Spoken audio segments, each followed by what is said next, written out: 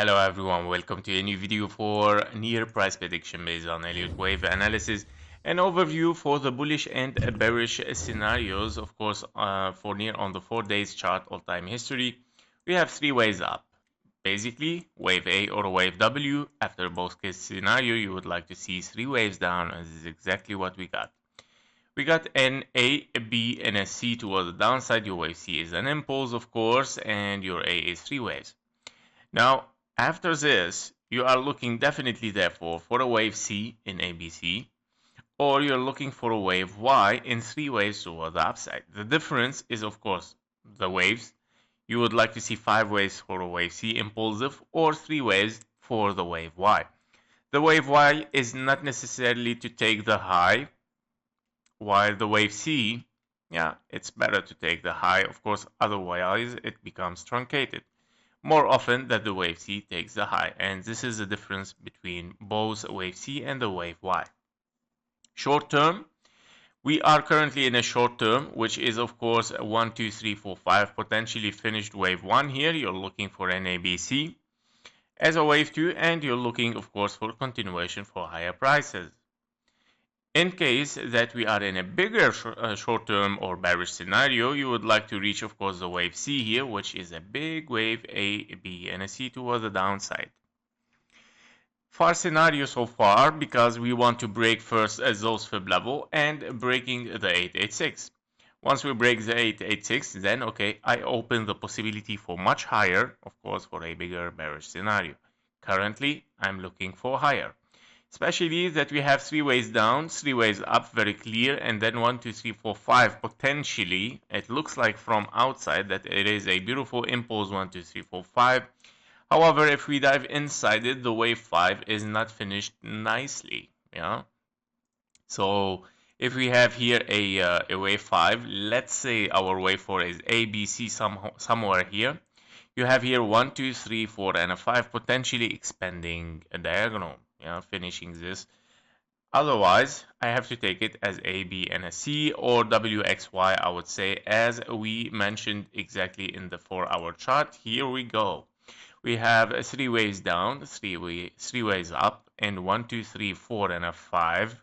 Can't finish a wave 5 nicely as an impulse. Therefore, I have to take it as a zigzag, right? Zigzag down here for W, a flat for the X, and a zigzag for the Y.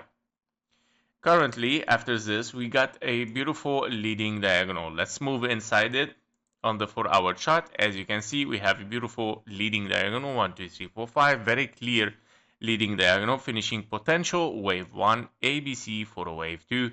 Now here, the possibility, of course, to continue toward the upside is, of course, high, especially that we see potential from here on the 4-hour. We see 1, 2, 3, 4, and a 5. However, inside this is looking a little bit choppy. Here we go. So after having ABC wave 2 finished very nicely, we have here, yeah, what is that? Yeah, so if we have 1, 2, 3, 4 invalidation, 1, 2, 1, 2, 3, 4, 5, 4, 5, where are they? So definitely we're looking here for three waves. Yeah? Three waves toward the upside, meaning potentially we're still corrective, and this is a wave C, meaning A, B, and a C potentially. The wave C is not finished yet. It is a 1, 2, 3, 4, 5. Nice impulse for a wave 1. I mean, I would prefer to see this one exactly here, but unfortunately it is not. Yeah. So we have to take it as ABC. I don't have any other option. I have to stick with the rules, guys. I don't see any impulse here, meaning, by the way, also the fib level has took the 886 here. Yeah, so it is a 1, 2, therefore, of course, 886 taken, meaning a wave C, definitely. Wave C is not finished yet, so therefore, I believe we are still corrective, guys. We have three waves up. What does this mean? Yes, it brought me again to the same scenario. I'm I'm mentioning this scenario since yesterday on many cryptos because of the well, you know, the market is moving almost the same on all cryptos, and they are forming the same patterns almost. So what happens? Because as I mentioned, it is impossible here to move with something impulsive. It has been already invalidated, meaning I have no other option rather than 1 2 1 2. Yeah, but even here, if I have 1 2 1 2 3 4 5, what is the final for 5? Meaning this one potentially, okay, it can be, guys, it can be like 1 ABC potentially running flat and then moving 3 4 5. Yeah, and that is possible. But if I move with double 1 2, it is very, very bearish. This is a problem. Now, if I move in the 1 hour chart, I can take double 1 2, wave 3 4 5 and a 4 5. That is possible. So definitely this is an impulse, guys. However, the problem is not here. It's not this impulse. The problem is that if I take it double 1 2, meaning this is very, very bearish. That means, of course, in a bigger view, just to remind you, on the 4 days chart here in the all-time history, that will bring us potentially to a deep wave C, possibly if we break the 886. Yeah, that will be not nice, but I believe that this is a very far possibility for a very deep double 1 2 still for a wave 5. I doubt it, guys. What I think is, again, the scenario that I mentioned for many crypto lately, and sorry, I'm moving the screen too much, but I need to explain. So basically on this wave, we have a very complex corrective wave. We have W, X, Y, X, Z.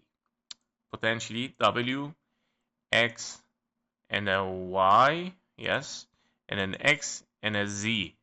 And this wave Z might be our zigzag here, final zigzag, where we're gonna finish, of course, 3 waves down, or a flat 3 waves down and 3 waves up, which we're getting right now because we're corrective, by the way, and then moving down. Yeah, so finishing a perfect structure. And that because, again, we are corrective here, it gave us, okay, that the scenario might be much more corrective rather than impulsive, unfortunately. So anyway, we are in the blue box. Don't forget that I mention always, inside this blue box, whatever is gonna happen, because of course it's gonna need time and it's not gonna be easy. Yeah, okay, I touched the blue box, then okay, yeah, I'm open to give you a lot of money right now and to make you successful with the trade.